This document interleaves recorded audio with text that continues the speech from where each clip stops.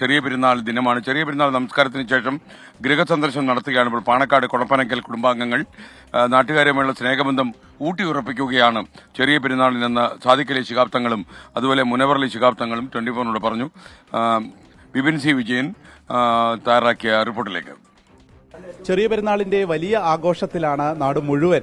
അപ്പോൾ കൊടപ്പനക്കൽ തറവാട്ടിലെ അംഗങ്ങൾ, എല്ലാ തങ്ങൾമാരും ഇപ്പോൾ ഗൃഹസന്ദർശനത്തിലേക്ക് കടന്നിരിക്കുകയാണ്. രാവിലെ പാണക്കാട് ജുമാ മസ്ജിദിലെ പെരുന്നാൾ നിസ്കാരത്തിന് ശേഷം ഇപ്പോൾ ഈ ഗൃഹസന്ദർശനത്തിലേക്ക് കടന്നിരിക്കുകയാണ്. അയൽവാസികളുമൊക്കെയുള്ള കുടുംബബന്ധവും ആത്മബന്ധവും എല്ലാം ഊട്ടിയുറപ്പിക്കുക എന്നുള്ളത് കൂടിയാണ് പെരുന്നാളിന്റെ ഏറ്റവും ഭംഗി കൂട്ടുന്ന ഒരു കാര്യമുള്ളത്.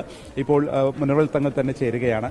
ഒരു പെരുന്നാളിന്റെ ഒരു വലിയ സന്തോഷം കൂടിയാണല്ലേ ഈ ഒരു ഗൃഹസന്ദർശനം അല്ലേ? തീർച്ചയായും പാരമ്പര്യമായി ഞങ്ങൾ പള്ളി കഴിഞ്ഞാൽ അടുത്തുള്ള കുടുംബക്കാരുടെയും അയൽവാസികളുടെ വീട്ടിൽ വന്ന് അവരുമായുള്ള സൗഹൃദം പുതുക്കി അവിടുന്ന് മധുരം കഴിച്ച് അങ്ങനെയുള്ള ഒരു നാട്ടുകാർക്കും വീട്ടുകാർക്കും എപ്പോഴും അവൈലബിൾ ആകാൻ കഴിയുന്ന ഒരു സമയം കൂടിയാണ് പെരുന്നാൾ.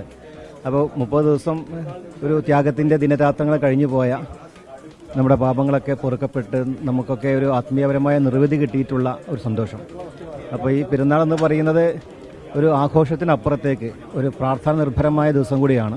സാദിഖലി ശിഹാബ് തങ്ങൾ കൂടി ചേരുകയാണ്. ഈദ് മുബാറക്. ഈദ് മുബാറക്. ഈദ് മുബാറക്.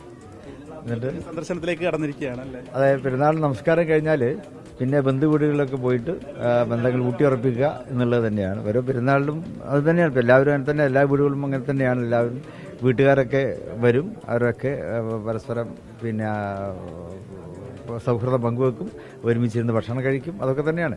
ലഹരിക്കെതിരെയുള്ള ഒരു ബോധവൽക്കരണം കൂടി എല്ലാ സ്ഥലത്തും നടക്കുന്നുണ്ടല്ലേ? അതെ, ഇപ്പോൾ നമ്മളിപ്പോൾ ഈ റമദാനിൽ ഒരു മാസം മുഴുവനും ഇഫ്താർ വിരുന്നുകൾ പലപ്പോഴും ആ ഇഫ്താർ വിരുന്നുകളിലൊക്കെ പ്രധാന ചർച്ചാ വിഷയം തന്നെയായിരുന്നു ലഹരിക്കെതിരെ, മയക്കുമരുന്ന് വിപത്തിനെതിരെയുള്ള ശക്തമായ ബോധവൽക്കരണം വേണം. അത് തന്നെയാണ് ഇപ്പോൾ പെരുന്നാളിൻ്റെ പള്ളിയിൽ ഇമാമും എല്ലാവരോടും ആവശ്യപ്പെട്ടത് അത് തന്നെയാണ്. ഈ പെരുന്നാളിൻ്റെ ഈ കൂട്ടായ്മയിൽ എല്ലാവരും കൂടിയിരിക്കുന്ന ഇടങ്ങളിലൊക്കെ ഇതൊരു ചർച്ചയാണ്. അപ്പോൾ അതുകൊണ്ട് തന്നെ മയക്കുമരുന്ന്, ലഹരി വിപത്തിനെതിരെ ശക്തമായ ബോധവൽക്കരണവുമായി മുന്നോട്ട് പോകാനാണ് ഓരോ മാലിനും തീരുമാനിച്ചിട്ടുള്ളത്. എല്ലാ തങ്ങന്മാരും ഇവിടെയുണ്ട്.